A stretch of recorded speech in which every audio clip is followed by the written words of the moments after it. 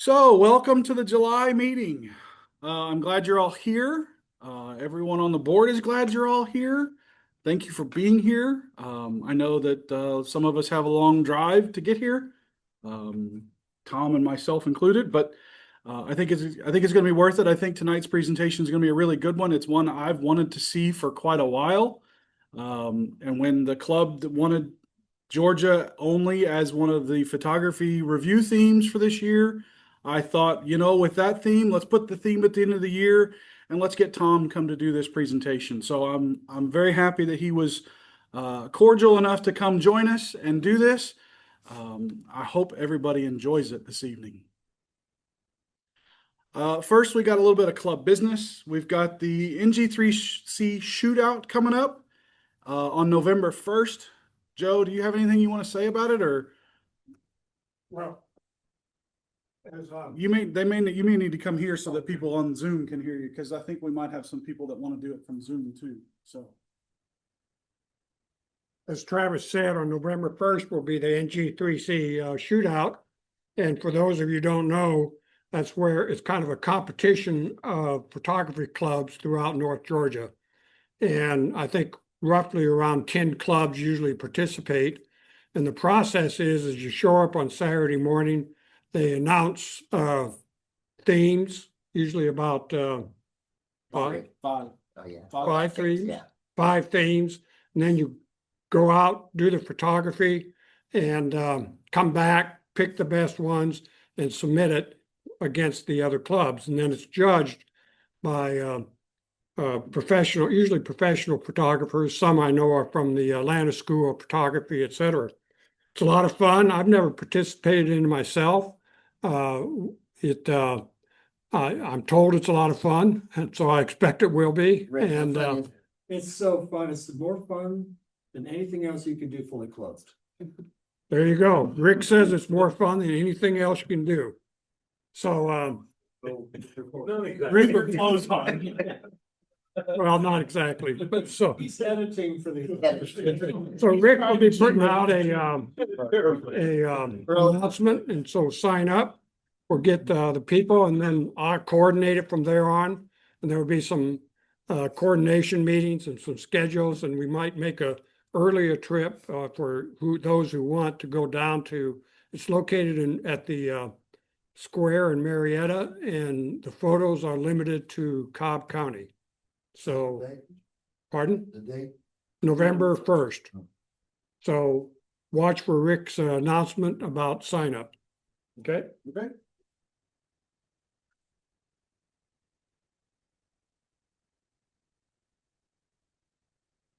I can say that I've done the shootout 4 or 5 times now. Once as a judge, and then I think 3 or 4 times as a participant. And it really challenges you on how you think and how you go out and photograph stuff.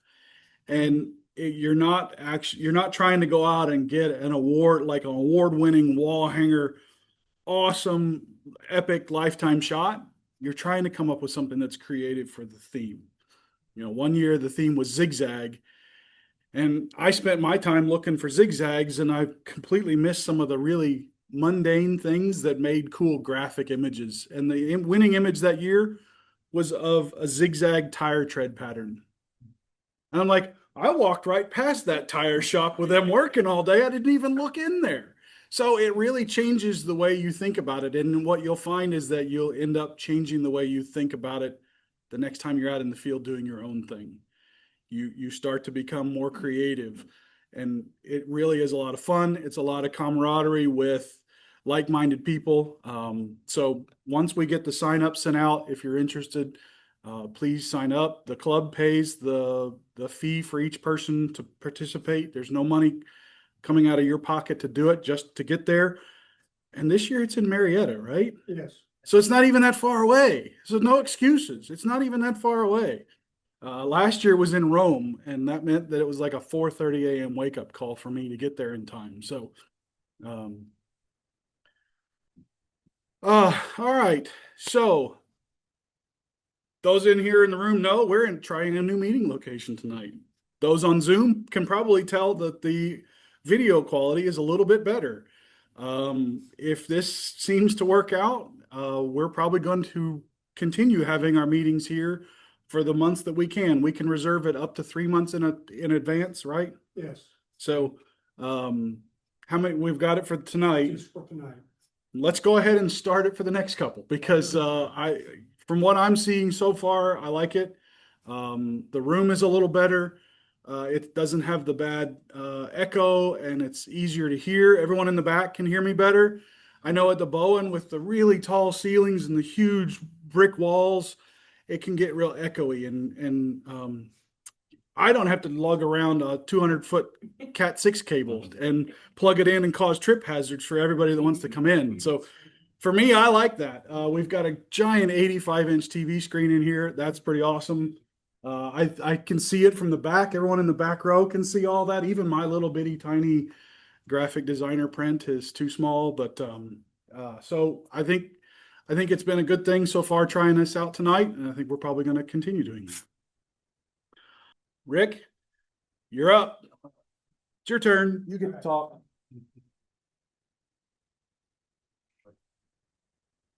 85 inches? Think so. I'm told. Tells me that TV set is 85 inches. I don't know why I cannot convince my wife that we need one of these in our family room. I just don't get it.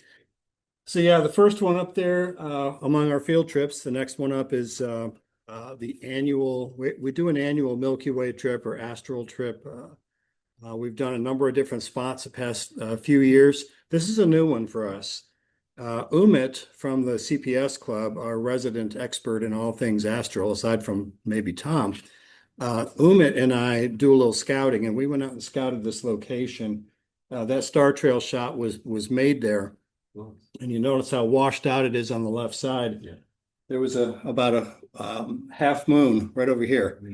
So that's why there was so much light there. It was not exactly the ideal time, but it's a great spot. And in the opposite direction, you've got the Milky Way rising on the southern end. Good location. It's called Woodring Branch Boat Ramp.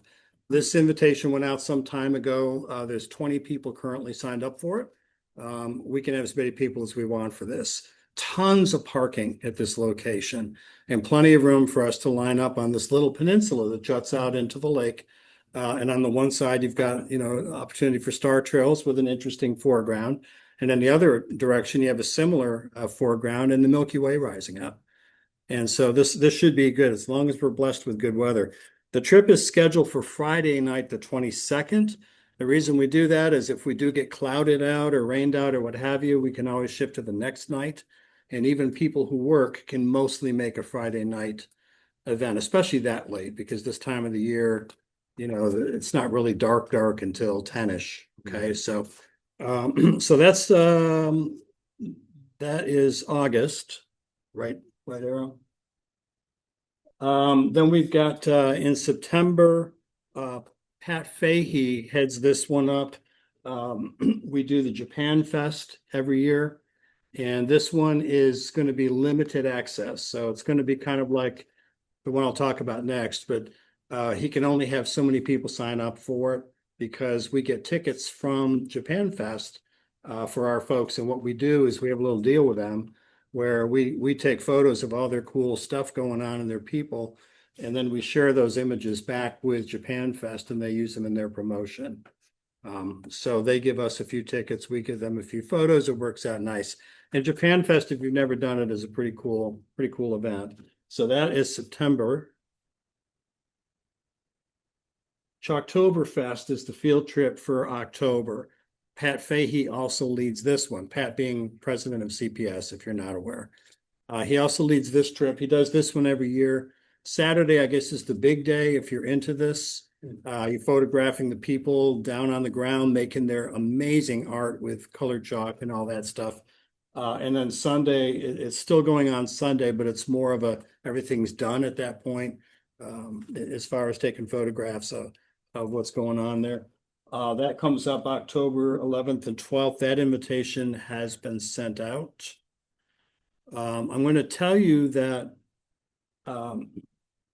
Mike also has a field trip. I'll let him talk about that one. that he wanted to do on the 11th, which obviously conflicts with that one. Okay, so there's going to be two different things going on the 11th. From an official standpoint, the official trip was already on the books. That's Marietta. That's the first one I told you about.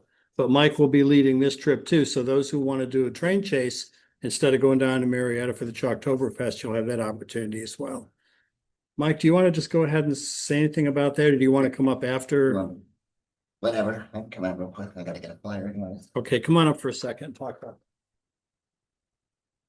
Hey, talk in front of the group, in a while. You thought so- you weren't going to have to talk to No, me. Well, I did it at home last month. He's forgotten how to do Wait. this. Now nobody can see me. I'm not tall enough. So anyways, we do this every year. The reason we picked that date is because that was the one time that I was available and I didn't know about Oktoberfest at the time. Otherwise, we would have tried to pick another date. But basically, and a lot of people here have been on the chase, Barry, Jeff. Dick, did you go on it once? That's right. So it's a lot of fun. Basically, we start in Chattanooga and we know the route of the train and we basically get in front of the train, take pictures, and then get in our cars, get to the next place before the train gets there and so on. And the train doesn't go that fast, so it's really easy to get to the spots. I haven't figured out where we're going to go yet this year because I always try to pick different places each year because otherwise it does get a little bit boring going to the same spots. I have a friend who we actually met on one of the train ships a couple of years ago, and he has a classic car. So if you've seen some of the pictures I've posted with a classic car, classic truck online with the train, we'll get him. He'll stage his car in a couple places for us. If we have a small group, he may take us to some real out of the way places. If we have a large group, we'll stick to mainly the better known places. But we'll have an invite. I guess we're sending an invite. We'll talk about that. Okay, we'll talk about whether or not there'll be an invite, but that'll be coming up. And the route I'll figure out sometime before the trip, obviously. I'll send it out with GPS coordinates to everybody who's going. I recommend you punch that into your phones because you're not going to have a lot of time at each stop to go and reset everything. And carpooling is going to be very important because there's not a lot of parking at some of the spots. So I'll probably already have a full car for that trip. But what a lot of people do is they'll drive to Chattanooga, and then a few people will drive from Chattanooga, and then we go all the way back to Chattanooga, and then you can get back in your cars if you're not one of the drivers. And it's, you can leave anytime you want. It's pretty much an all-day trip if you follow it all the way back. But it's really cool. It's fun. You should do it at least once. I've done it probably about 10 times now. And so Tennessee Valley Railroad Museum. So, and it's real cool. And in Somerville, you can watch them turn the train around on the turntable. And it's just a good time. There's a lot of really iconic spots for pictures. I try to make sure we hit them all. This one right here was by the tunnel. This is after it came out of the tunnel. And actually, for me, that was a better shot than my shot of it coming out of the tunnel. We'll probably start there and we'll just see. And then you just never know what happens. The next stop, we had one time we had to wait like an hour for the train to get there because somebody had left their car on the tracks. And it took them a while to be able to clear the tracks so the train could come through. So you just never know. And you'll meet people who really know about trains, and they'll tell you more than you ever want to know about these trains. But it's good information, and they'll tell you what to expect, and it's just a fun time. So as you can see, I kind of enjoy doing it because I've been talking for 5 minutes now. But That's a gorgeous shot. yeah, The that was only thing probably. wrong with that shot is it doesn't say Tom Wilson down. We can fix that. We'll talk a fee. That's right. That's right. Get you one of your own. Yeah. Yeah. Yeah, they and that's one thing I want to do sometimes is actually ride the train. All I've ever done is chase it. So if you go to their, that's right. There's some spots you probably could. Saw it was possible. Yeah. So if you go to the TVRM website, they'll tell you the dates of the train and how much it costs. I think the cheapest seat's probably like $80 or something. And there's meals. They have air conditioned cars, but they also have some that are just open windows, which is where as photographers, I think most of us would probably want to be. Uh, but it's fun, and you can also see what other dates they're running. They run from April to November 8th is the last time they're running this year. And they don't necessarily run every weekend over the summer. And so, like I said, some of the other dates they were running, I couldn't do it. And since I'm leading the trip, it had to be a date that I'm available. So we're doing it on the 11th. The 12th will be a rain date if it rains. And the weather should be good in October, so shouldn't be too cold, shouldn't be too hot. Old people got like, Yeah. how do you get a little fall color? Yeah. Like the one when I did it, we had a little fall color. Yeah, we went, I think we went the last week of October this year. I don't think that was November. I can't remember. We've done it in November. And again, sometimes you have colors, sometimes you don't. It's just like our fall trips, which we haven't talked about yet. It's next. Yes. Sometimes there's colors, sometimes there's not, but it's fun. All right. I'll let you go back. All I right. talked enough. So Mike's promises about weather notwithstanding, late October, we do have another field trip, which is of course the big one, the 4-day trip that Travis is going to lead along with Jason Blaylock, right? And this one is filled up. We've got 30 participants, and we really don't want it any bigger than that in order to ensure a decent quality experience for everybody who does participate. A lot of these places, we're going to have to do some carpooling. So those of you who've already signed up, you know this. I've also asked you to send me additional information like where you're staying so that we can figure out how to coordinate local carpooling. You know, not necessarily from here to there, but once we get up there, we'll need to do some of that. Should be a great trip. We've got a lot of opportunities within the Smokies, and Travis and Jason are working on what those locations will be. I'm sure we'll have a little bit of time in Cades Cove. We're going to be in Tremont. We're going to be looking at waterfalls and creeks and fall colors pretty much everywhere, hopefully, if we time that correctly, which Travis has promised me on the side that it will be perfectly timed, and we will be exactly at peak colors during that trip. So that again is the 23rd. Now that you've said that, it's going to be a really hot fall and they're all gonna be. Travis, you and I might be in trouble. I am so cool. 23rd to 26th. We've got let's see, is the other one on there? Yeah, one more. So November, and I've done Oak City probably 5 or 6 times myself, and I've been with different clubs and just on my own and with friends. November's a good time to go there. It's cooler. The snakes are also chill at that point of the year, so it's a little safer. But Oak City, if you haven't done it, this is when you need to do at least once. Rust, decay, overgrown trees, pine straw everywhere, just a lot of textures and colors. And it's been a fun place to shoot over the years, and it's ginormous. You won't see the whole thing.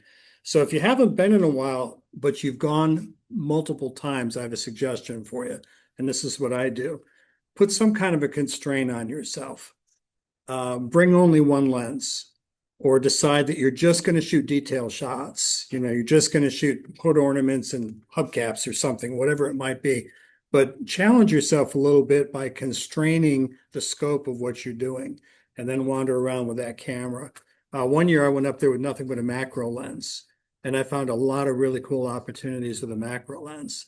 You can still tell what I'm photographing, but you've got a very different look at it than, the traditional stand back and try to get the whole car in the frame. But also sometimes the wide angles can be a lot of fun to get a bunch of those cars and then play with those photos. Anyway, that's coming up November. That'll be our last field trip of the year. We don't do field trips in December. We give everybody a month off to do family and Christmas and all that stuff. But that kind of rounds out the year. Did I miss one? I thought you said there was something else. Rick, Nope. I have a suggestion. for the astro photography, event, Mhm. when you post it on Facebook, could you make suggestions as to what lenses and what you need up there? Do you do that already? Okay, I don't put anything on Facebook because I'm Oh, not you on don't? Facebook. Okay. So- I mean, on our website. I can work on Because posting. I think we have a lot of new members that Yep. may not be Yep, I that can- helpful. I've done a lot of Astro myself, so I can put some That'd be tips and really helpful. guidelines, whenever as we get closer to it. Yeah. So to your point, something else I've been working on 2 presentations. One has to do with Astro. And it's exactly what you're asking about. So if you're out there to shoot star trails or Milky Way, you're all set. I'm not going to try to teach you on deep sky. That's too involved. And I don't think most of our folks in the club are really geared for that. Yeah. But For those online, he did this when he said geared, because deep sky, you We'll gotta talk. have deep pockets. But yeah, I've got a piece that's almost done, basically, that's sort of a bullet point on how to do Milky Way and star trails. Great. Yeah, so for that Smokies trip, we are gonna try to do some carpooling, just because there's gonna be 30 people and getting in and around can be tough. I can shoehorn a couple of people into my car and one can ride on the hood or the roof, whatever, No, I'm gonna be renting a vehicle that can tote a few people around. So really looking forward to all of the field trips. And thank you, Rick, for all the hard work you do, putting all this together, coordinating it, scheduling it, doing all the legwork behind the scenes. I know it's a lot and I appreciate it. So just a little bit of a recap for what we've got for the rest of the year. Next month is photo review, reflections. Don't have the judge lined up just yet. Still working on a couple. Obviously tonight we have Tom Wilson. October is going to be Georgia only. Following up on the presentation that Tom is doing tonight. If you don't have your shots ready for that yet, I hope that after tonight's presentation, you've got some ideas on where you can go in between now and October. September is going to be architectural photography. You'll notice that it now says TBD. We're going to make a little change on what we had planned on doing for September. It very well might be me giving my architectural photography presentation. 25 years in the architectural industry and 15 of those as a photographer. Might be able to do a presentation on that. I might be able to wing it. Because November, the theme is architecture. And that'll be the last official meeting of the year. I can't believe we're already starting to talk about that. Like, I feel like just yesterday it was January. So as I said, next month's meeting is going to be photo review. It will be reflections. The judge is going to be determined yet. It will not be that guy. I don't know who he is.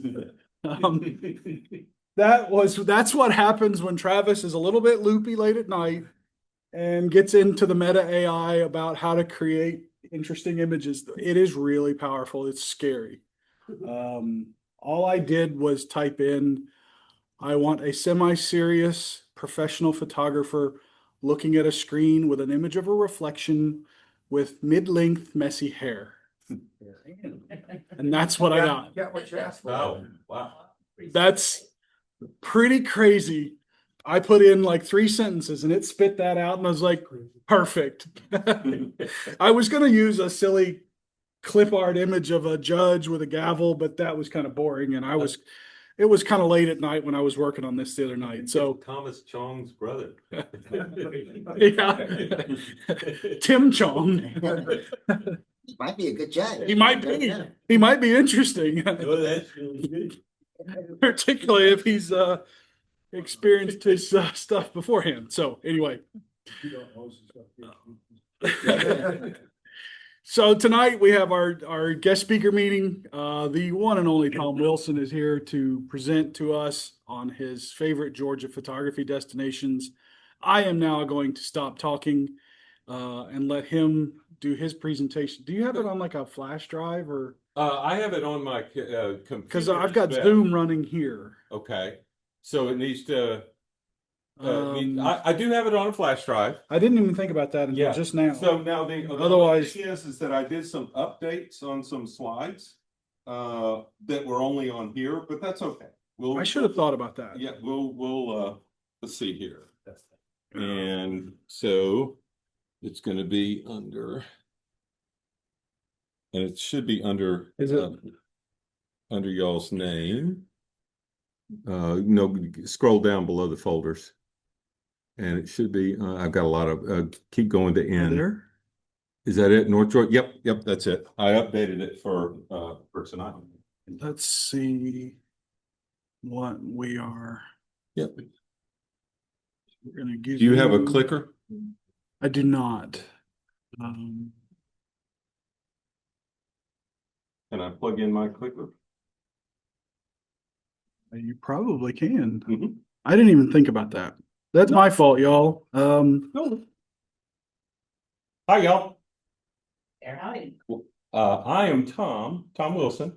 I'm a nature photographer, so that's going to tell you a little bit about these locations. How many of you at least do some nature photography? Is that everybody? Great. Okay. I'm going to do a little bit of more specific questions. Landscape? Okay. How about macro? Okay. How about birds? We got a number of folks at birds. How about insects, butterflies? You're going to see a lot of these in here. I love photographing dragonflies. Any dragonfly fans? We got a few dragonfly fans. So some of the locations are kind of tuned to that. And while he's doing that, that gives me a little bit of time to explain this. Does everybody have the sheet? Okay, so this handout sheet is kind of what the whole point of the presentation is about tonight. The point of the presentation is to give you potential places that you can easily get to. And I've even made sure that these locations are not something that require a 5-mile hike, or they're fairly easy to get to. And we don't have to go through directions. If you take the address that I have put on here and you type it into your GPS, it'll get you there. And I've been doing this presentation for a long time and never had anybody that had problems with that, regardless of the device that they use, whether it was iPhone or any of the other. and for those on Zoom, I'm going to make a PDF and put that into the event posting at Tom's request. For those that are on Zoom, that'll be done probably tomorrow. Right. I'll get that list put into the event posts on both the open group and the members only group in a PDF format so that everybody can have access to it. So you're here, Tom. You can use the arrows to move. Okay, great. Um, Is it a touchscreen? it is not. Okay, so I don't just think no. It's okay. not. So just do that. Okay, Yep, great. just the arrow there is good. So I'm just going to start with kind of my what I love about photography. First of all, if it's not obvious that I love photography, I love photography. I've been doing it for 25 years. I started at 40 years old. I was a professional for the Boy Scouts of America for 35 years. I retired in 2017, the beginning of 2017. I loved what I did for a living, but I like not doing it better. And I started doing photography kind of full time. Nature photography is not a get-rich scheme, but neither is working for the Boy Scouts of America. So I'm consistent in that. But I do what I do for love. But the other thing is that I think that photography is the greatest learning tool ever. I have learned so much through the lens of my camera and from what that made me do afterwards. So, for example, when I started doing photography, I recognized maybe 8 birds. I can now do about 75 birds by ear. And have photograph of a lot of species. I thought there was one species called dragonfly. Well, there's not. There's 150 species just in Georgia. And I have a goal of photographing all of them. I'm up to about 95 species now, and only about 89 when you count if I got both the male and the female, which is really important. So anyhow, I've learned so much. And one of the things that you can do is learn a lot about Georgia. So we're going to start going through that, and let's just start right away. These are my favorite places to photograph in Georgia. They're going to concentrate on nature because I'm a nature photographer. And you show me, do I hit the enter button? Yep, that worked. You can also use just the little Okay. Go back and forth. Cool. Okay. So, one of the things that I tell everybody before I start this presentation is I recommend to everyone to have a home base. If you know me, my home base is the Chattahoochee River. I've been photographing on the Chattahoochee River since I started doing photography in 2000, and I've been doing photography there for 25 years. And there's a lot of advantages to having a home base. And some of the things that I would recommend that you consider is a place that's really inspiring to you, because you're not going to go out and photograph it if you're not inspired by the location and it doesn't have the subjects that you like to photograph. A diversity of subjects is really great because that helps you to stretch. You start off with landscapes, and the next thing you know, you notice birds, and then you're photographing those, and then you notice otters, and then you're photographing those. And it really stretches you if you've got a diversity of subjects. That really challenges you. If you look at this picture right here, this is a soapwort gentian on the banks of the Chattahoochee River. I wanted to get photographs that would allow me to show the flora, but also allow me to show where it is, when it is. And so this photograph not only shows the soapwort gentian, it also shows that it blooms in the fall. It blooms on riverbanks, where it grows, all that kind of stuff. And you learned a technique called wide angle close-up. So it allowed me to kind of stretch myself. A place you really care about, and I came to really care about the Chattahoochee River, a place that has easy access that you can go to over and over and over again year round. So those are some of the things that I recommend for a home base. And it's a really great way to learn photography. You learn in when and where everything blooms. John Shaw, who's one of my favorite nature photographers, probably one of the best in America, famously said, if you want to be a better nature photographer, become a better naturalist. And that's what I've tried to do over the years. When you learn what's there and you learn why it does what it does, when it does, then you become better at photographing it. You learn where all the critters are. So I didn't even know that there were North American river otters in the Chattahoochee River near where I'd been photographing for almost 20 years until I just was there one time and discovered them. And the next thing you know, I was finding them all the time. So you also learn where the birds are. So I can tell you where there's nesting bald eagles on the Chattahoochee River because I know and I've learned it and I know the area. And you get really nice opportunities. So I have published a lot of photographs, sold a lot of photographs to the Chattahoochee River National Recreation Area. We've had them on MARTA buses where we did a campaign in 2005. I did installations in their headquarters building. We've done signage all over the park. Those are opportunities that I got because I had a home base. I made myself known to the resource manager of the park, and next thing you know, I was getting opportunities. And I was really pleased that the book that just came out from Sally Bethay, that was Keeping the Chattahoochee, and it was her recollections of running the Chattahoochee River, being the Chattahoochee River keeper for 20 years. And I got the cover photograph on that book. And that was really exciting. And those are opportunities that I got because I had a home base. So now let's start going through Georgia. I'm going to kind of, this is kind of informal. So we're going to kind of start off at the Northwest. The next one's going to be over there at the Northeast. And we're going to kind of go down mid-state. And then we're going to kind of go down over here. I haven't got a lot in this area right here. So I live down there. there's some good bald eagles for easy pickings on the chickens there, but yeah, you're right.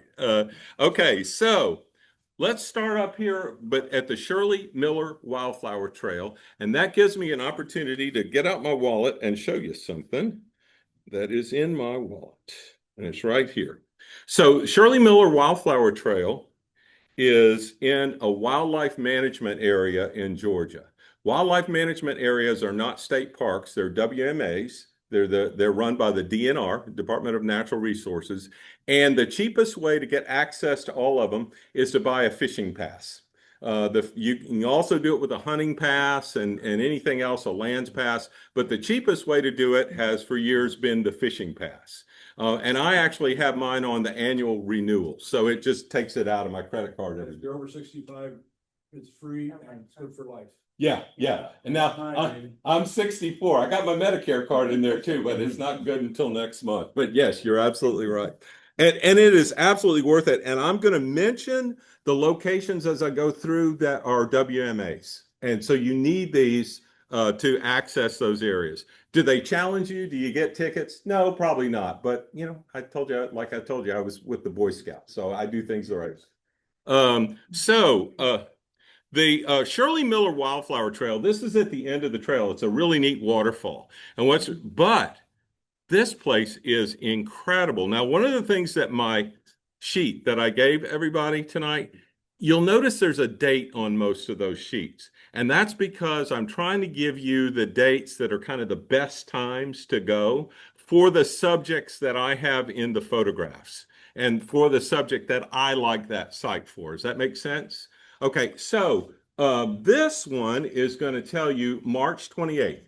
If I look back over my files over the years, March 28th, 29th, 30th, and that time, those dates are the only dates that I'm ever there because those are the dates when the blooms are the peak. So for example, if we go to this one, let's do some quick facts. It's part of the Crockford Pigeon Mountain Wildlife Management Area, so you do need a pass. You're going to be going, oh, by the way, there are 2 pocket roads up there. So you want the one off of Hog Jowl Road, okay? And that's the one that you need is the one off of Hog Jowl Road. There's a website to tell you what flowers are blooming and when. And I have the link up here. You can have this PowerPoint to get out to folks, which will make it easier for them to get the link and they won't have to all, jot it down. I'm glad to do it. So that gives you the link. The wildflower bloom typically peaks at the end of March. I'm going to have another location in here, Soseby Cove, that is about 2 or 3 weeks later. But this is typically the end of March. It's very easy to walk the boardwalk. So even if you've got somebody in your group that's going that has trouble ambulating, it's not going to be a problem for them for the lower part. But then the boardwalk kind of ends, and then you start walking up a trail that's got some really good wildflowers on it, and then ends at that waterfall that was at the first of the pictures there. But so they might have trouble in that area because that's rougher and more uneven. But they'll still have a great day because there's a lot you can photograph just from the boardwalk. So that won't be a problem. Before you leave that slide, the top right, what is that? Oh, that's a miterwort or bishop's cap. And that is a tiny, tiny, tiny flower. That flower is like the size of a pinhead. So that's it shot at about 1 to 1. And that's the only place that I've ever seen miterwort. And it's one of the ones that I usually point out because most of these others, foam flower and Jack in the Pulpit and anemone and spring beauties and all that, you see lots of trillium and so forth. The other things that I like about that location, of course, you get the Dutchman's breeches. It is absolutely loaded with the Virginia bluebells. There's another of the miterwort up there to the top. And then up near the waterfall, I always find the Eastern red columbine, which is really nice. And this is a geranium, wild geranium here. Oh, and this is Phacelia here. And really nice opportunities for some landscapes there as well, or flowerscapes, if you will. This is bearcorn, which actually has no chlorophyll in it. It's actually grows off the roots of like oak trees and so forth. It's a parasitic thing. And then just lots of nice opportunities for landscapes up there. This is right off of the boardwalk with a wide angle lens. This was shot with a Sigma 15 millimeter fisheye lens on a crop censored body that gives you a really good close-up capability, but also kind of lets you see. It's also what I photographed that soapwort gentian with that I talked about early on. This is also right there. So talk about the trilliums. Just absolutely loaded with trillium. And there's also wood poppy in there and Phacelia.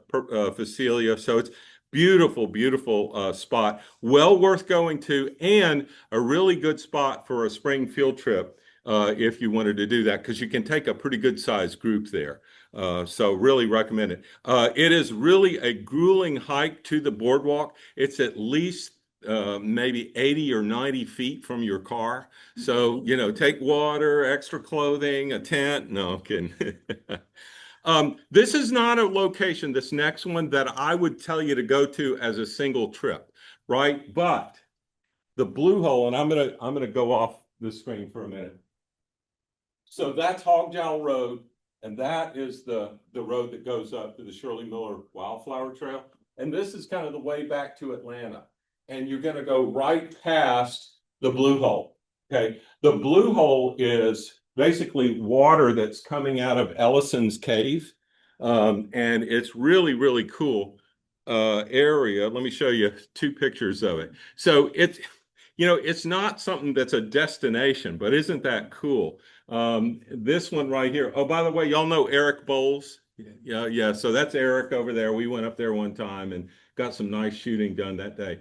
But it's really cool, and you never know what you're going to get. But it takes you 5 minutes on your way home to drop by there and just see what it looks like. So I always recommend that people, put that on their list too. Cloudland Canyon. Anybody been to Cloudland Canyon? One of the things I love about Cloudland Canyon State Park is that there's a lot of different options for camping there. Tent camping, camping in yurts, cabins, all sorts of different opportunities so that you can get all sorts of different weather. The other thing too that I like to go up is after, good bit of rain, but then a few days for it to turn unbrown. So you got these ephemeral waterfalls. So this one ephemeral fall that's right off of the viewing platform. And I love to try to get up there when that is going. And then also like to get up there when the dogwoods, and this was in April. So that was April 20th when the dogwoods were really going. But you can also see those waterfalls later in the year too. This was shot basically from the end. So if you walk straight down from the parking area, you know it. You walk straight down from the parking area, kind of to the end of the platform there, and you look down and you see that view going to the north. And you can see the ephemeral waterfall was running there too. Now, if you go down into Cherokee Falls and then deeper down into Hemlock Falls, let me warn you that that's quite a hike out. So you're going down a lot of stairs. But if you can do the hike, I think it's worth it because it's a beautiful waterfall. And it's the waterfalls that are not a cascade. They're kind of typical of the waterfalls of the Cumberland Plateau, where it, as I call it, gets air. It's not tumbling down the rocks. It's actually free falling for a long way, and I think it's a really pretty waterfall. And of course, this is just my wife and I were up there camping one weekend, and I was able to get up early in the morning, and as long as I had her coffee when she woke up, it was fine with her for me to go take pictures early. But one thing to consider, you want to make a longer day of it, is go to Shirley Miller early. Yeah. Then go over to the. Yeah. Instead of hiking down the stairs, the waterfalls, go over to the end of Sitten Gulch and come back up to the other side. Yeah. A ton of wildflowers down there. Yeah. Cool. Very cool. I'll try that. Berry College. So Berry College there's an Eagle Cam. Do y'all know about the Eagle Cam? Okay, so the Eagle Cam is still, I checked it out just the other day because I wasn't able to go to Berry College in 2024 because I was having surgeries all during 2024. So I haven't been there in a while, but the young really haven't been successful in the last 2 years. So B17 was in the winter of 2023-24, so December 23 into 24. And B17, the egg didn't make it. And then this year, 2024 to 2025, they didn't have an egg. So hopefully next year we'll see what happens. This is not the same female that's currently up there. By the way, my friend saw this, and the female is on the right and the male is on the left. And my friend said he must have done something wrong because he's busting at him. But yeah. Look on his face. By the way, I'm going to say this, it makes me feel better that the pictures look a little better on the computer screen, but yours look great. So you're doing something better than I am on the PowerPoint. Berry College, this was March 8th of 2017. And so you can go up there and they have chairs out by the parking lot. They even have cup holders and you can kind of wait for them. And it's a really great place if they are nesting to photograph eagles. Now, that used to be really rare, but in 1972, when DDT was banned, there were 400 breeding pairs in the lower 48. In 2019, the last year, no, 2022, the last year I have numbers for, there were 72,000 breeding pairs with 316,000 individuals. So it's a lot more common to see eagles now. And that's the work of a lot of different things, including improving habitat, banning DDT, a lot of different things that helped the raptors come back. And so they're a lot more common. This is the last Berry College fledgling. So I guess this is B16. And so you notice, so he hadn't flown yet. This one has not flown yet. And you notice that baby eagles look very different than those AI nonsense pictures that you may have seen on the web where it looks like a miniature adult.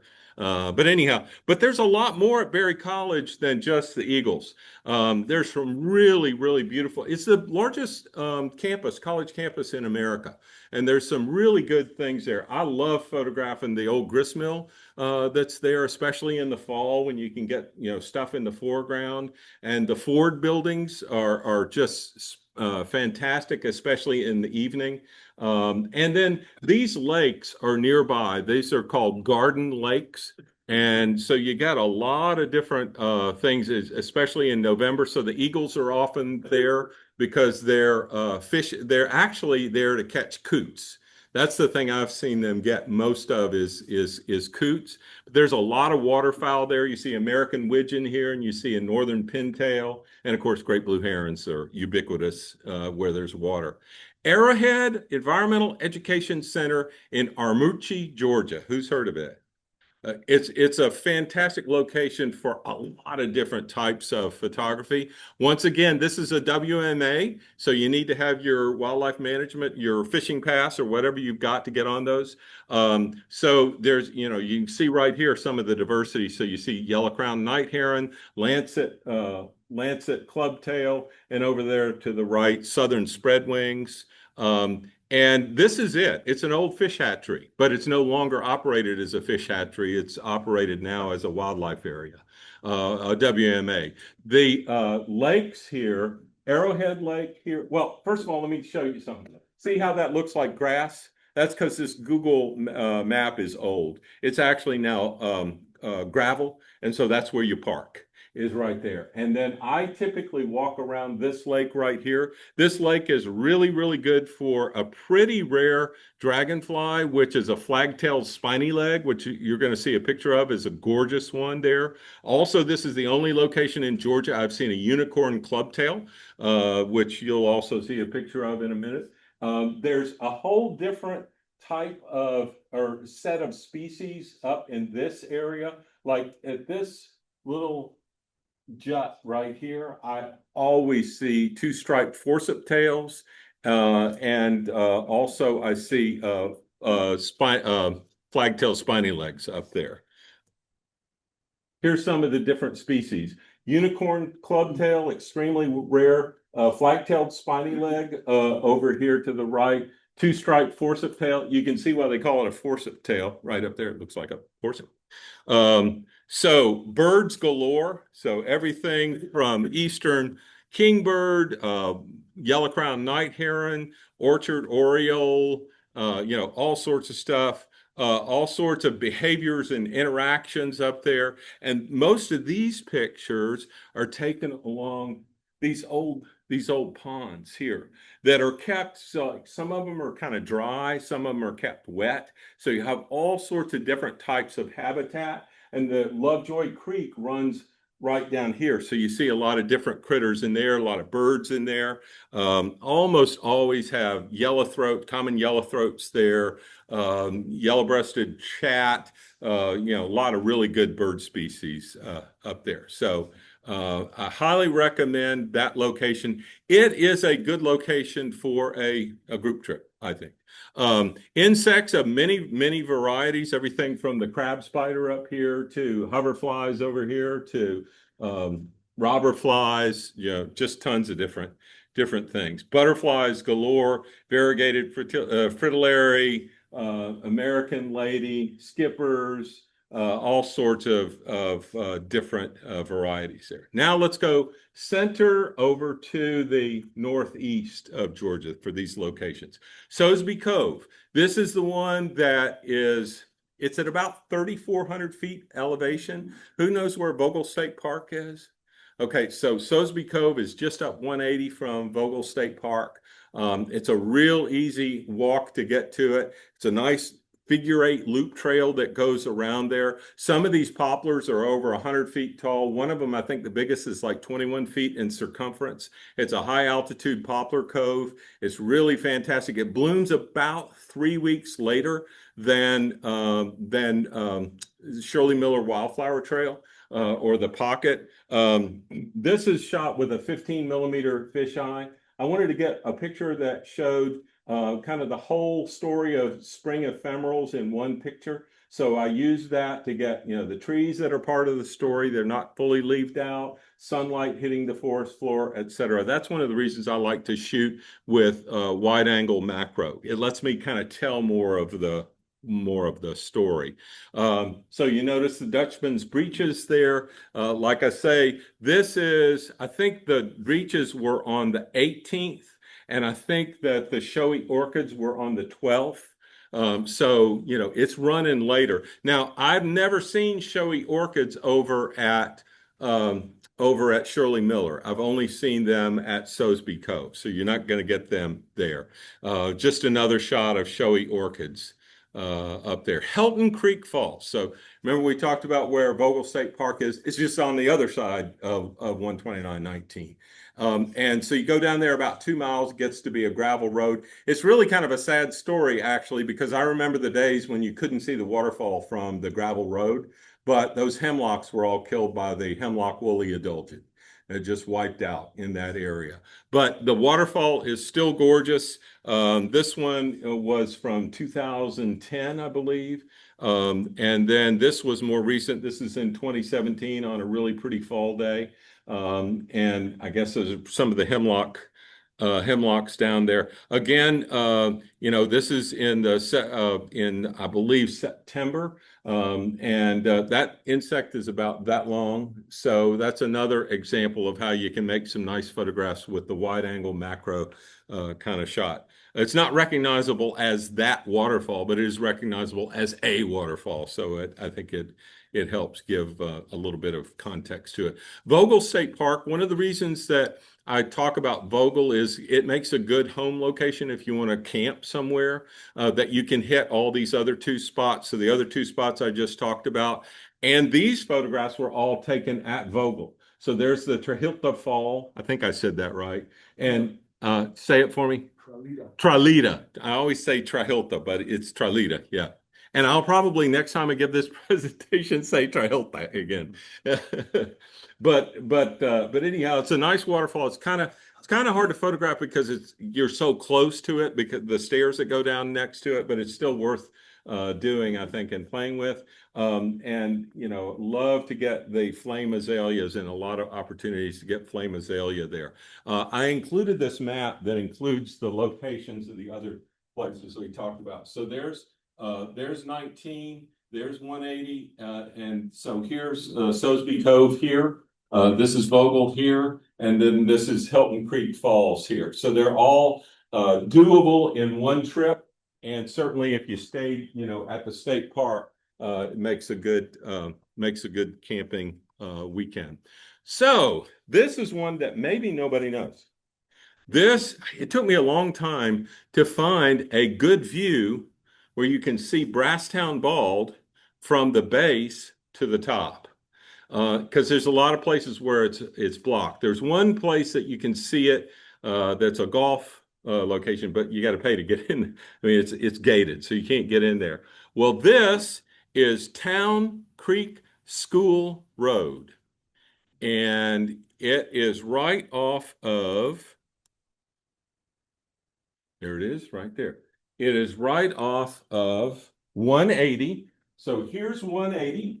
And if you keep going up 180 here, you're going to get to Spur 180, which you turn left on and takes you to the top of Brasstown Ball. But this Town Creek School Road, you're going to turn left on it, and you're going to go up to New Liberty Baptist Church right there. And I always park in the parking lot of New Liberty Baptist Church.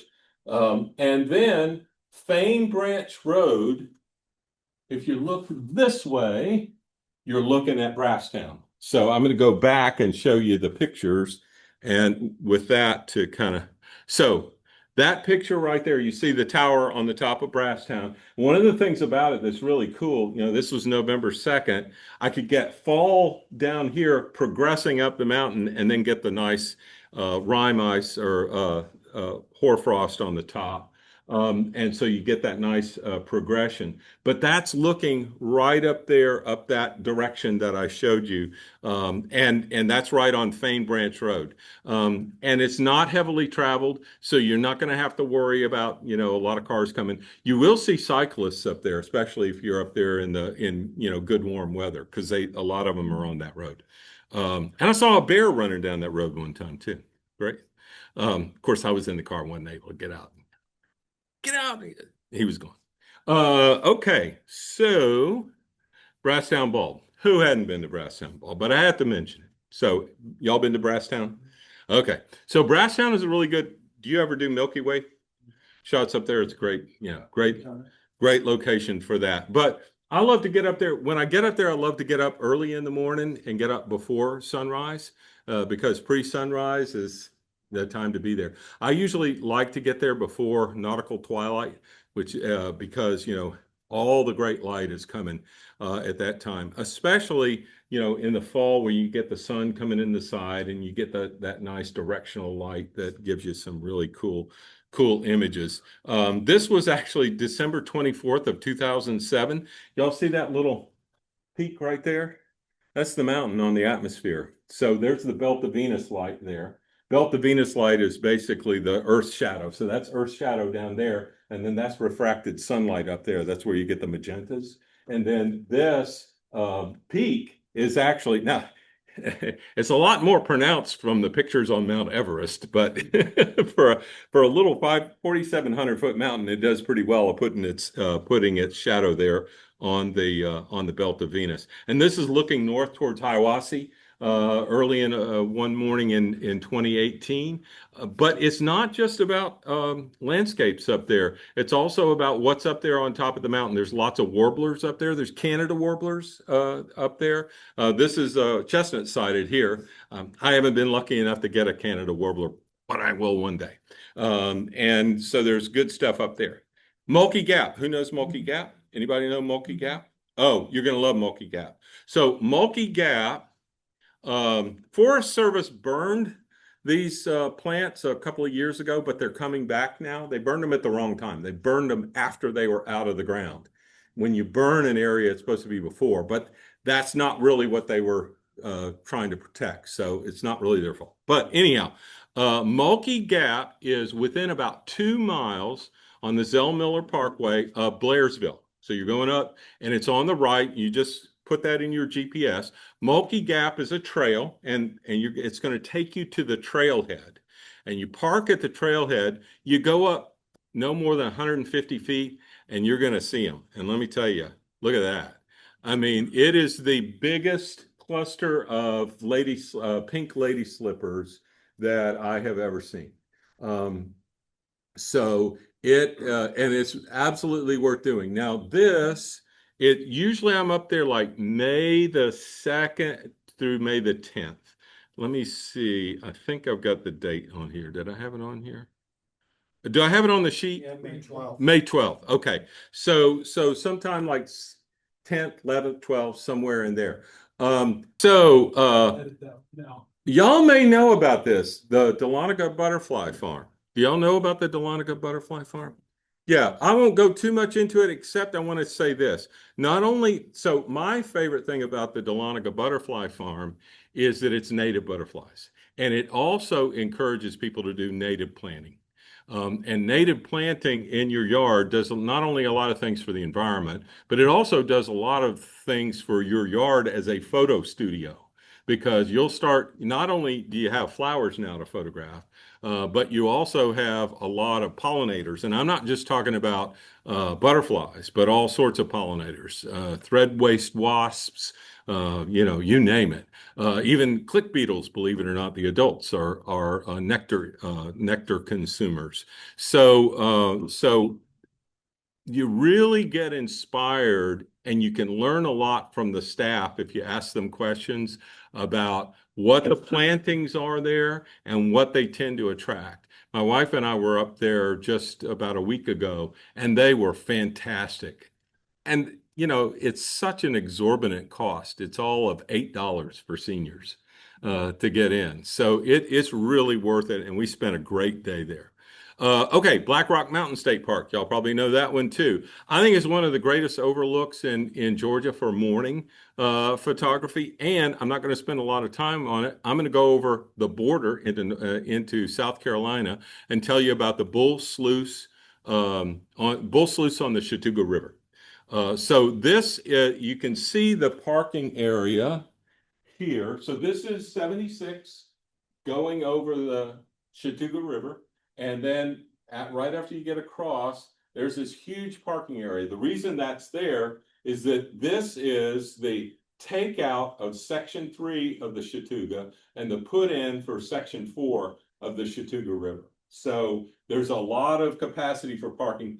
I don't usually go there when it's like peak rafting time. I've never seen that parking lot full. That doesn't mean it doesn't get full, but I've never seen it full. Now, here's what I love about it. Right up here is the Bull Sluice, which is a very photogenic rapid. It is the last named rapid of Section 3. So it's technically on Section 3, not Section 4 of the Chattooga. And so really, really photogenic, especially in the fall. But then also, so here's another one right here, but also going down below it, there's lots of just great opportunities just to photograph the river, photograph reflections in the water. It's really a terrific fall location, but great location for dragonflies. May 26, 2017, the guy on the left is an Edmonds snaketail. It's the only place I've ever seen one. It's a pretty rare club-tailed dragonfly. That's a male. I want to get a female up there one of these days. Also, Appalachian jewel wings up there, which is a gorgeous damselfly. And then over here, a green-faced clubtail. So really great place for that. Upper Tallulah? Yes, sir. What is the Section 3 and 4? What is that? Oh, that's the rafting areas where people go down the Chattooga. So they call them sections. So yeah, yeah. So it's no, makes a lot of sense. Yep. Well, so to me, that's just a technical description, because Section 4 of the Chattooga River is like all Class 4 and Class 5 rapids. I ain't never going down. Nope. Winter mountaineering, I'll do. Section 4 of the Chattooga, not me. But so right here is the Upper Tallulah River. Do y'all know where that is? It's all right off of Persimmon Road, off of 76. And the directions are on there, or at least the GPS is. It's a beautiful fall photo location. The only thing that I would warn you is down in the river, when you go down to photograph it, I've been up there with 2 people that have been injured. It's really, really treacherous. So really be careful when you're down in the river. I was down there with a good friend who's a doctor, who does a lot of photography. He took one misstep. He was walking up a rock towards me, He took one misstep. He went like this, sideways. His ribs hit a rock below him. We drove him over to the hospital. He said, I have 2 broken ribs. Like I said, he's a doctor. And they got to the hospital and they said, you have 2 broken ribs. He said, I know. So anyhow, be really careful when you go in there. And my wife will now no longer let me go places where my cell phone doesn't reach because of that incident by myself. So she says, if you go into a place, go with somebody else. So I do what my wife says. So that you're not that bald eagle. Yes, yes, yes. Or I try not to be. But no, just some other photo opportunities for there. And again, it's most stunning in the fall. You can tell I like fall photography. Most of it, edges towards the fall here, but hey, it is what it is. Tallulah Gorge State Park. Now, you may not know about this particular thing. You know about the park, right? Do you know they have water releases? And they have a schedule that they print on their website, and you can go to some of the overlooks and you can photograph yes. Now, let me tell you about this picture right here. So when you go to the main Walenda Tower overlook, right? And so the fence goes down kind of to the right, and then it comes to a corner down to the lower right. When you go down to that very corner, everybody else is going to be up here at the top where the telescopes are that never work and all that kind of stuff. Go down there to the lower right, and that's where you can see this tongue of water that they all try to go off. And man, and this is shooting with an old-timey D500, which I still shoot DSLRs. Oh, no worries. So anyhow, wow. You can get some really, really nice shots. So highly recommend that. And now I understand too that there's peregrines nesting up there. Have you seen them? Have you been able to photograph them? I understand that they're like really far from anywhere you can get to photograph them, but I saw them flying over. Did you? I was on the south or west side of Yeah. the gorge, and they're nesting on it, or at least they were in the shadows on the north side. Okay. Yeah. Yeah. Crazy hard. So you'd have a real, You need yeah. about an 800. Yeah, and a tiny, tiny sensor. So anyhow, but it's a great place. I'm going through a lot of these fast because these are North Georgia locations that a lot of you are probably very familiar with. Minnehaha Falls. Everybody familiar with Minnehaha Falls? Have y'all been up there recently? Yep. Have they done anything about the graffiti that somebody put all over that tree? Y'all know the tree I'm talking about, right? No. It's still there. The graffiti is still there. I don't know why people have to do that. But anyhow, one of the things that I do want to tell you is, for waterfall photography, one, always take a polarizer, or you'll get bad glare. Two, if you can, go on a cloudy day, overcast day. Three, try not to go on a windy day. The waterfall itself produces a lot of wind, but if you got to fight wind too, that makes it harder. And then number 4, shutter speed, slow shutter speed to blur the water. I like to do that a lot. Always have a wide angle lens, but also if you can, go when there's been good rain, but not too much. And then also I like to go when there's been some wind before I went up there, and it puts leaves on the rocks. I think that really makes it's just an extra kiss on there. So a lot of the difference, we've all been to this waterfall a bunch of times. So the real key is trying to get there when it's most photogenic. You're not always going to hit it, but boy, when you do, it's worth it. So Amicalola Falls State Park, one of the things I really love about this highest waterfall, it's a cascade actually in Georgia. I think it's 729 feet if memory serves, the total. Some of the things I like to point out is one, I love to get photos like that, close-up photos, not just the overall waterfall, but just little cascades and little tumbles and so forth in there. The other thing too is there are several ways to reach different points of the waterfall. So you can start at the parking lot down below and kind of start walking up those stairs that go up the fall, and you can get photos like this. You can also start driving up the mountain and go halfway up, and there's a handicap parking there, and there's a level trail that is graded for handicap accessibility. So it's never going to exceed 5 degrees. So if you've got somebody with you that has, that can't climb those stairs, you can get them to that photograph right there that way. And then also, you can go all the way to the top without walking, and you can get some nice shots looking over in the valley below. That's standing on a little wooden bridge that goes right over Amicalola Creek.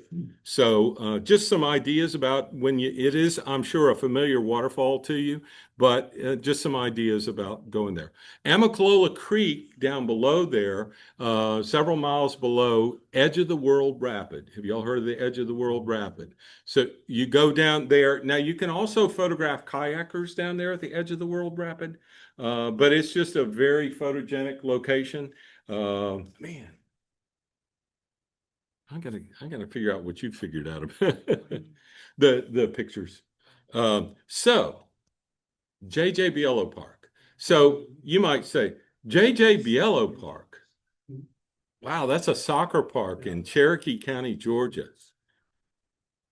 I have 80 actually now. That's one of the updates I did on the slides that are on the other one.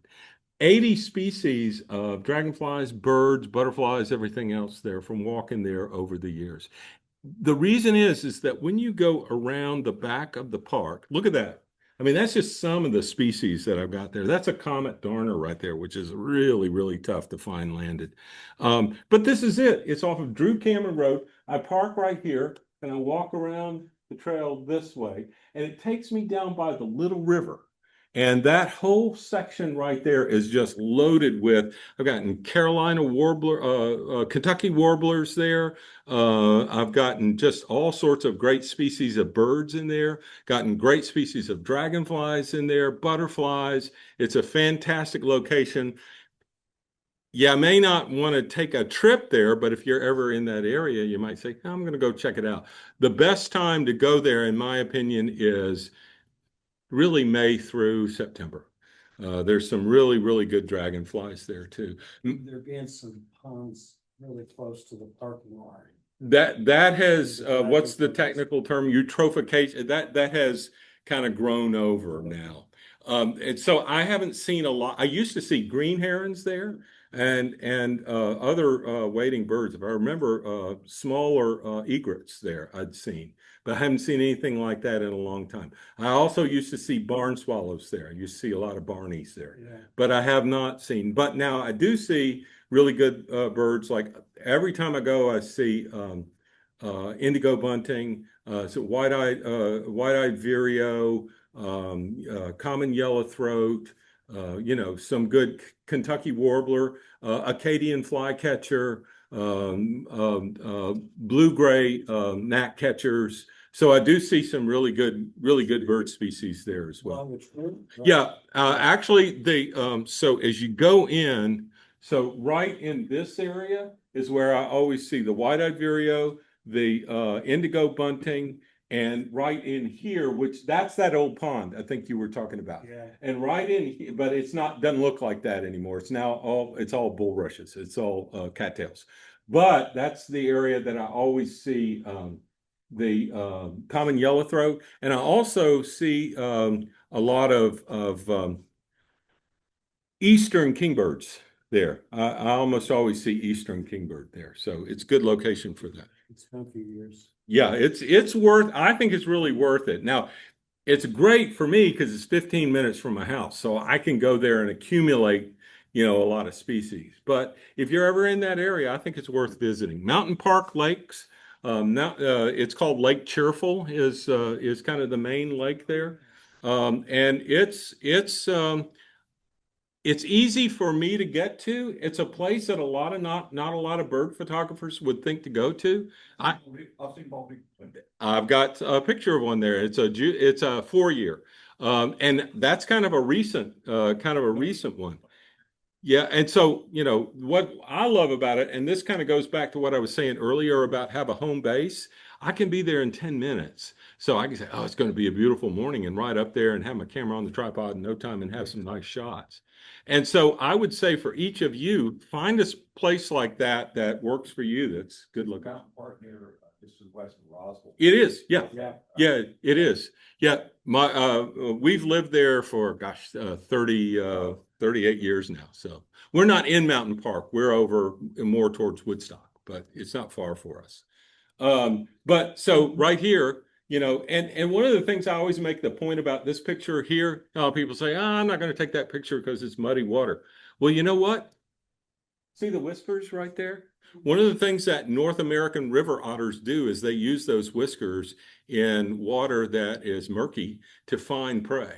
So that picture actually can tell a really good story. This is not the best light on that bald eagle right there, but guess what? It tells a good story too. Why? Because look at that brown head. There's some brown in the head. That's a 4-year bald eagle. That's not a 5-year bald eagle. So that's one of those good shots. I've tried to get shots of fledgling or basically a baby bald eagle, 1 year, 2 year, 3 year, 5 year. And it's one of the things that the DNR used for a thing that they've got on, I think still on their website about aging bald eagles. And so it can be really useful photographs. Chattahoochee River National Recreation Area, one of my favorite places on the planet. I got to be done by 9 or a little bit before. 15 more minutes. Okay, I better rush. So Chattahoochee River National Recreation Area this is 2 miles from where the Braves play baseball. It's an amazing location. Great place for birds, including, things like great blue herons. Great place for wildflowers, November through March. This is November. That's March. Trout lilies you probably recognize. Great diversity of subject, lots of kingfishers, lots and lots of North American river otters, bald eagles, and where they are is they're near Morgan Falls Dam. They're nesting right there at Morgan Falls Dam. Back that up. Yeah. Kingfisher shot's fantastic. Oh, thank you. Thanks very much. Yeah, that female, and you can tell it's a female because of the brown on the brown belt there. But that female beat the tar out of that crawfish on that rock before she ate it. I was like, God. You gotta tenderize your meat. Yeah, she certainly did. Great place for dragonflies. My favorite places for dragonflies, I'll mention in a minute. Well, here they are. My favorite photo locations on Chattahoochee River. Whitewater Creek for otters. That's the kind of far down in the National Recreation Area. Indian Trail for Devil's Racecourse, which is a great whitewater area. Only class 1, 2, but still nice area. And Poppy's Overlook, which is an overlook you'll see in a minute. Pace's Mill for wildflowers like bloodroot, trout lily, and mayapple. Acres Mill for views over to Palisades East. That was the first picture I showed you that said 2 miles from where the Braves play baseball. Northeast Expressway for Cochrane Shoals for birding and people. Soap Creek for dragonflies and ruins of the plant there, or the old factory there on the creek. Johnson Ferry South for wildlife. See a lot of bucks in there. That's where I see the river otters, not river otters, beavers in there. Beaver sign anyway. Johnson Ferry North for dragonflies, butterflies, and migrant birds. There's Poppy's Overlook there. That's about 3, maybe half a mile from the parking area, the Indian Trail parking area. And so it's a really nice fall overlook. Continued Morgan Falls and overlook for eagles and osprey, and also people have seen otters there. I haven't seen any, but people have told me there are otters there, that they see them there frequently, which would make sense right below the dam because you get those stunned fish and Boardwalk for a variety of things. So you probably do the boardwalk, everyone. That's near you. Roswell Mill for creek views. Island Ford for birds, deer, and landscapes. Island Ford's also where the visitor center is, the main headquarters. Don White, yeah, it's under the 400 bridge looking up north, but it's a good upriver view. And then, of course, the Roswell Mill is always very photogenic. You can't get this picture anymore because they have put up a lot of chains that won't let you get into the water anymore. But I think they were having a lot of problems with folks in there, so I understand why they did it. Had to kick people out. Yeah, yeah. So you know, it is what it is. Kennesaw Mountain National Battlefield Park is a great nature location. Kennesaw Mountain Birds, it's actually an IBA. It was the first IBA in Georgia, which is an important bird area. It was the first one designated in Georgia. Great for warblers because the warblers are migrating and they see this big green space and fly down in there. And another thing that's really cool is Birds Georgia, usually in September, if you go to their website, they usually do walks there with somebody that's a master birder or something that can help you. Manager? Yeah, it's a scarlet tanager. And then over here is, of course, yeah, cedar waxwing. But this is really interesting. There's a certain type of, and I don't remember what it is, but a guy who's a master birder told me this guy has eaten a very specific berry, and that's what gives him the orange and the yellow on the tail. And I was like, I had that picture for 10 years before he told me that on my Facebook. Yeah, absolutely. He certainly was. And then, of course, it's really cool to see, you know, them do the demonstrations there. I love photographing stuff like that. Wildflowers, there's a lot of flowers all over the mountain. Bird's foot violet over here. That's the backside of Little Kennesaw Mountain. And again, I'm using the wide angle close up. Now let's kind of go to the middle of the state. I'm really zooming here. Davidson, Arabia. Who knows Davidson, Arabia? It's my favorite stone mountain. It's good in spring and it's also good in the fall. So you see in the spring, you see that's April, and that's all the Diamorpha smalli in the solution pits there. You're going to see more close-ups of that flower. And then these are the Porter sunflowers or yellow daisies that are there in the fall. And of course, you know, lots of opportunities for photographing pollinators like bees and stuff. It's an amazing location year-round. I like to go there when the vernal pools freeze over in the winter and go there and get shots of the ice is really awesome. And then that's in the spring. And I don't even remember when this moon and old snag was, but that's another time. This is in September. This is September the 19th. That's April the 4th. So you see all the yellow daisies in there. This is also mid-September in that time of the year. Mid-March to mid-April, these are, you know, the different shots of Diamorpha, all the different shapes that you might see in the solution pits. This is mid-April. So in April, they start to flower. So that's when you get the little white flower on it. Earlier than that, it can just be these little tiny buds in the solution pits. If you go to Arabia Mountain, don't leave one Anything. single thing in your car. Yeah. Not even in the trunk. Yeah. Because the problem with Arabia Mountain is people break in Mhm. and they'll get in your trunk there, they will break in if they think there's anything in the car. So just. Yes. And the other thing too that I always say at the end of Arabia, don't go alone. Yeah. Go in a group. Leave the car unlocked. Yeah. Back on that one. Yeah. Rent the car and take it. Yeah. Yeah. Oh, and then summer, not so much. So shoal spider lilies on Flat Shoals Creek. Anybody been there before? Wow, that's a really cool location. Mr. Johnson, who owns that property, has given it over to the Nature Conservancy to have after he's put a conservation easement on it, et cetera. Shoal spider lilies are, I don't know if they're threatened or endangered or what, but they're really cool and they grow in the shoals. And so, oh, by the way, those caterpillars over there, they're called convict caterpillars. Perfectly named. But that's usually around May 16th. So what you want, that was done May 16th. So usually the like second, third, fourth weekends in May, usually second and third, start looking for articles on when it's open. It's usually open on the weekends.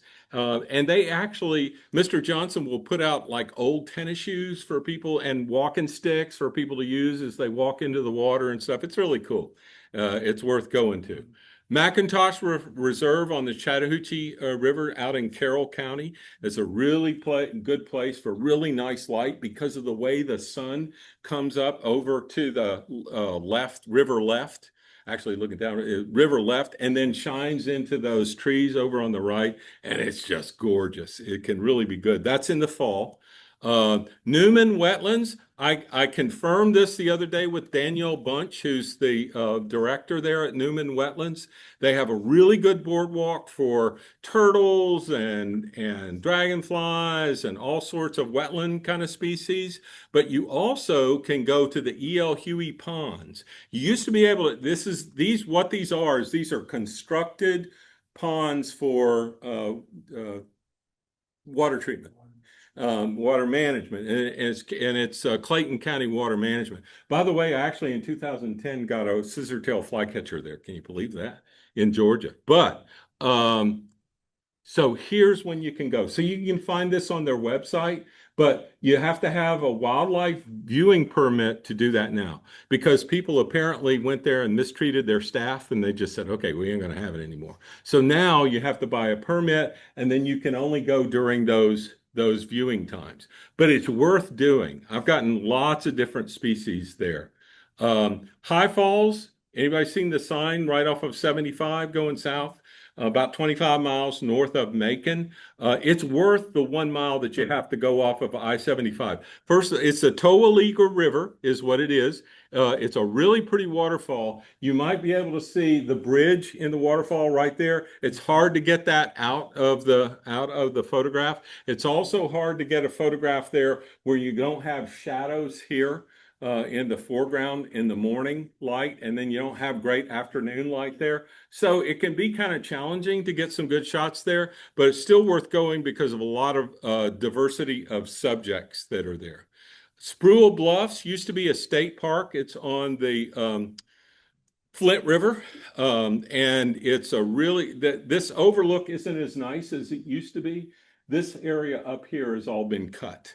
And so it's not as nice of a scene there. But down in Spruill Bluffs, really, really good views of the river, especially going there in early May. One of my favorite damselflies, which is an American ruby spot. It's a gorgeous damselflies there. Providence Canyon, y'all have all been there, right? Tons of opportunities there for really neat photographs. I just walk along the rim, but I also go down in, usually with a wide angle lens because I really like to see it from down below as well. But I also like to do, shots like this that are just, picking things out, and extracting those things out of the image. I'm going to skip right through Piedmont Wildlife Refuge because I want to go to, this is a place near Mansfield, Georgia, and it's on your map. And I'm going to confirm with you, Travis, because I'm going there in about 10 days, whether or not the scissortail flycatchers are there. There's a place in South Georgia, but it's like 4.5, 5 hours. But this is right there in Mansfield. So it's just near Covington, where you used to go to scout camp. And so I think there were about 25 of the scissortail flycatchers there when I went down there. And there's a nice pond that you can get them, skimming over. So it's a really good location that not a lot of people go to. Fennessy Swamp down in Augusta is a great location for a lot of different birds. Eric Bowles told me that one day he had 50 different species there of birds, including painted bunting. And of course, prothonotary warbler, northern parula, and by the way, that is and there's a lot of those there. That is a cottonmouth. So these are the trails here. I usually kind of do this loop right here through the equalization pond. And when I was there recently, got some really good stuff. Let's go through this real quick. Banks Lake, who's heard of it? Banks Lake is one of my favorite locations in Georgia. Really hard to get to. It's at least 100 feet from your car. You get to park right in there, and there's a deck that goes out. And these are shot right from that deck, right from that dock in the morning. This is shot obviously during the summertime when you get those cypresses with the nice green color on them. But guess what? You get a second fall. So we get fall up here, and then you go down there in early December and you get fall again. And I got to tell you, I did not pull the levers hard on the saturation on this image. Those are the kinds of colors that you get there. That was shot with a 200 to 500 Nikkor, and shooting across the pond there. It's my favorite time to go is in the morning, but I also like going going afternoon, staying in a hotel, and then coming back the next morning, and that gives me both evening and morning light. So Banks Lake. Very, very convenient. Your directions are there on your map. It's a Carolina Bay, which is a type of landform, or this which I'm going to give you tells you a little bit about what the Carolina Bays are, and it's a WMA. So if you go there, you need your fishing pass. So that's Grand Bay. That picture right there is my proof that ibises do grow on trees. Not really. This is paddling back from Billy's Island in the Okefenokee from Stephen Foster State Park, which is my favorite access to it. How am I doing on time? Okay. So this is my because you can rent canoes. You don't have to put a canoe on the top of your car. You can go down there and rent them. You can rent motorboats if you're not up to paddling. It's a really great way to access. You can rent cabins. You can rent campsites. It's a really great place. Really dark sky, though it's hard to get access to because the places where you get access, they got lights, but it's still really dark sky if you can find a way to get to it. Lots of wildlife. This is from the east. Tower on the east, which is completely different than the west. On the west side of the park near Stephen Foster, you get all the cypress trees, but in the east, you get a lot of the prairies. So it's really different. And the tower gives you a really nice sunset opportunity, but they close the park and close the gate. So you really have to keep an eye on the time. And in this case, I was running back to make the gate so that I could get out of there and not be locked in overnight. This is, paddling through some of the platforms and so forth. So great location. All of the different complexes for Savannah National Wildlife Refuge are under what's called the Savannah Coastal Refuge Complex. And there's a photography website on Facebook. Which is on there. So it's Savannah, Wolf Island, Tybee Island, Blackbeard, Harris Neck, which is a great one, Wausau, and Pinckney Island. This is Savannah National Wildlife Refuge, Needham skimmers on each side, and that's a purple gallinule there. I heard Barry White music coming out of the swamp there. That alligator was sitting right next to a parking space, so I don't know what he was waiting for. And then, of course, a bittern, least bittern there. I see it's really hard to get them, but I see northern harriers a lot down there. And lately, I've been seeing a lot of black-bellied whistling ducks in the wintertime. So this was shot in the winter. Harris Neck National Wildlife Refuge, you usually see a lot of yellow-crowned night herons, but I also see black-crowned night herons there too. And then a lot of diversity. That was on, I think, Bluebill Pond, but a lot of those different ponds that have tremendous diversity. These pictures are November and August. That one's obviously November, and that one's shot in August. The Savannah area is just fantastic. Cockspur Island Lighthouse has a really interesting history. People photography there on the street in Savannah. This is at Fort Pulaski, which is a really interesting history. And usually, I think it's at 3 o'clock in the afternoon, they fire the parrot guns. And they'll let you kind of get back and where you can get some nice shots of it. You only get one chance though, because they only fire that thing once. But it's really cool. And there's churches down there and synagogues and just incredible. And I don't have on here, but the cemetery. Bonaventure, yeah, Cemetery. Tybee Island, northern tip of Tybee Island, there's great opportunities for black skimmers and also American oyster catchers. And this is where it is. So you go out to the beach, you turn to the left, you walk up the beach until you can see Cockspur Island Lighthouse over here, and you'll see the birds. As you get close to them, you'll see them up there. And look at the different species, Forster's terns, royal terns, Caspian terns, sandwich terns, bald eagles flying over. Really, really good place if you like photographing birds. And then, of course, oyster catchers and black skimmers. Darien, Georgia, to go there and photograph the shrimp boat fleet.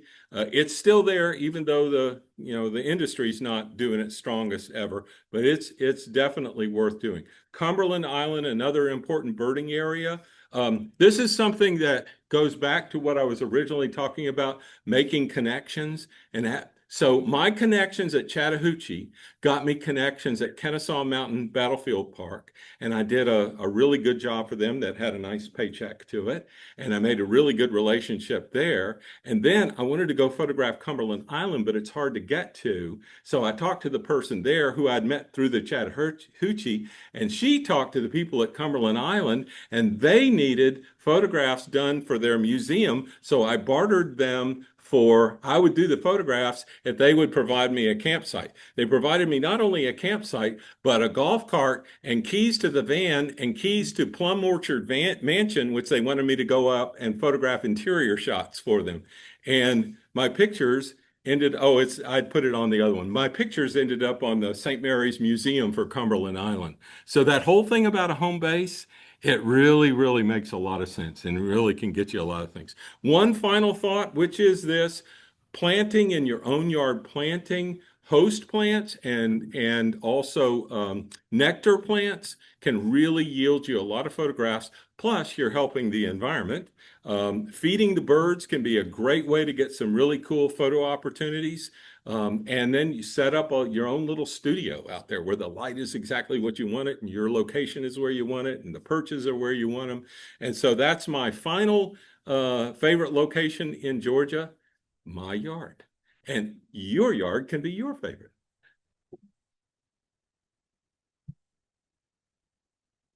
Thank you very much. Oh, thank you. I want to check the chat real quick because I noticed it kept popping up. For those on the chat. You were just humoring me. Not all of them. Some worth revisiting. Got some new favorites to check out. Yeah, absolutely. Yeah. Find some different trips. I'll tell you what, Georgia, in my opinion, is incredibly underphotographed. It's a gorgeous state. We've got everything from the biggest blackwater swamp in North America, mountains that are almost a mile high. We've got sea coast. Oh my gosh! Yes, sir. I can't get. Dolphin Forks. I haven't been there in years. I need to go back. There we go. I went there with Georgianne Smalls one time. She was leading a trip for birds, Georgia. That's where the area right there where the pond is. Yeah, I've heard a lot of different species there. A lot of different species. And is it good during spring migration? I haven't seen that. Like during Maybe a little careful. There's a couple of boats that are slow. Oh, okay. Right. Yeah, I do need to go back there. It's one of the places I want to go back to. Yeah.